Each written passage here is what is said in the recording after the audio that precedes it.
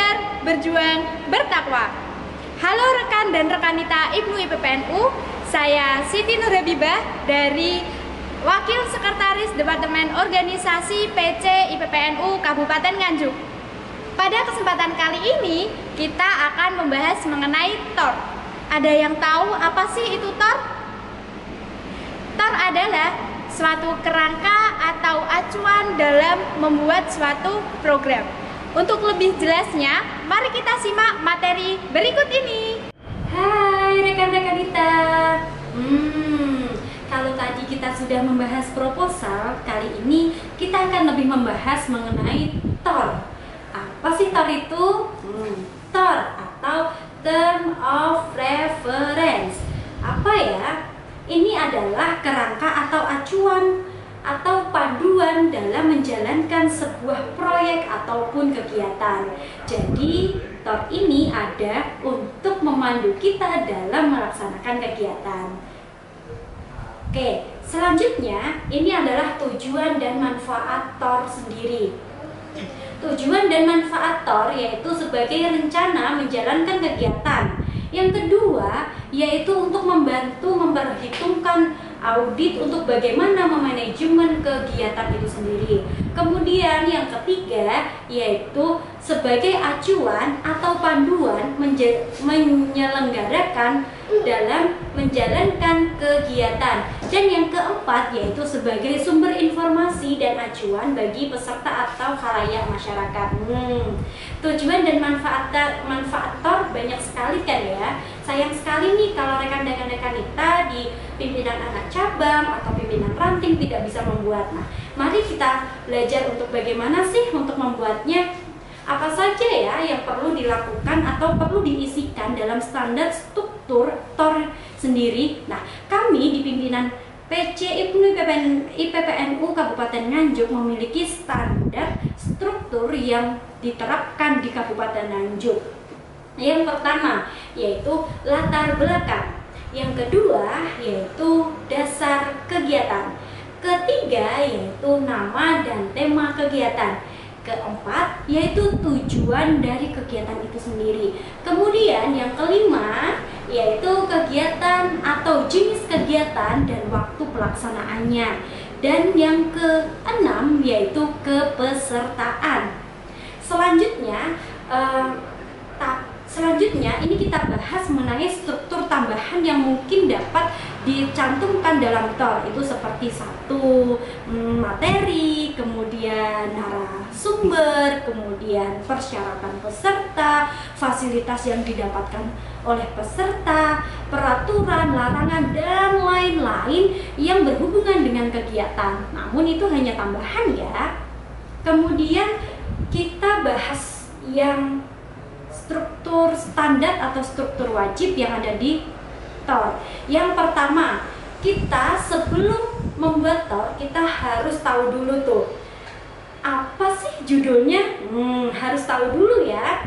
Kemudian yang kedua tadi adalah latar belakang. Latar belakang dalam penulisan TOR ini berisi mengapa sih kegiatan itu harus dilakukan, mengapa ide itu harus dilakukan oleh kita.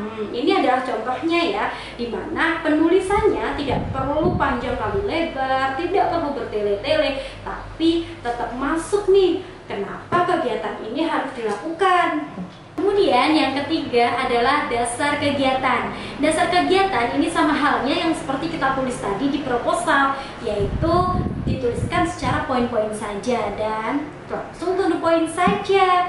Nah, untuk dasar kegiatan atau landasan kegiatan di IPNU IPPNU kita dapat merujuk pada dasar peraturan dasar. Kemudian di peraturan rumah tangga IPNU IPPNU, kemudian hasil rapat kerja atau hasil rapat lainnya seperti rapat kepengurusan, rapat harian, dan semuanya yang merujuk pada kegiatan. Kemudian yang keempat, ini adalah nama dan tema. Nama dan tema dalam penulisan sama seperti yang dituliskan di proposal tadi, yaitu tidak perlu bertele-tele dan langsung saja. Contoh, nama kegiatan ini adalah pelantikan, dan rapat kerja yang bertema mewujudkan IPPNU Kabupaten Nganjuk semakin baik. Kemudian struktur yang selanjutnya yaitu tujuan. Nah, tujuan ini yaitu apa sih tujuan dari kegiatan yang akan dilaksanakan?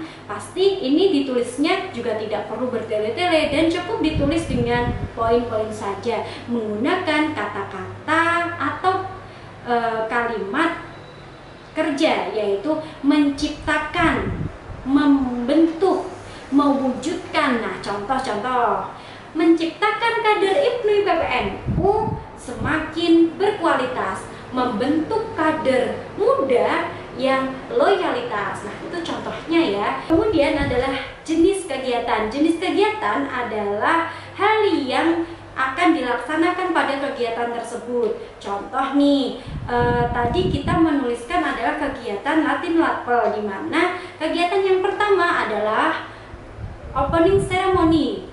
Itu jenis yang pertama, dilaksanakan kapan dan di mana. Kemudian pada isinya yaitu dapat dituliskan juga setelah itu adalah pelaksanaan Latin Latpel, di mana bentuknya seperti apa dapat dituliskan secara rinci menggunakan beberapa poin saja. Yang pertama dijelaskan, opening ceremony Latin Latpel adalah kegiatan yang pertama dilakukan yang dihadiri oleh seluruh peserta dan pengurus IPNU IPPNU Kabupaten Nganjuk.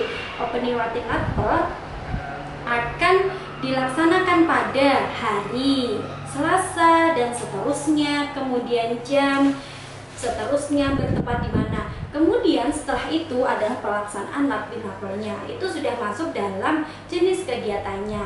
Oke, sekarang sudah lebih paham kan ya untuk struktur yang tidak wajib seperti materi, kemudian adalah ketentuan peserta, fasilitas. Ini bisa dituliskan secara poin-poin, bagaimana rekan dan rekan kita ini dapat lebih jelas gitu ya. Jadi sudah cukup paham kan ya?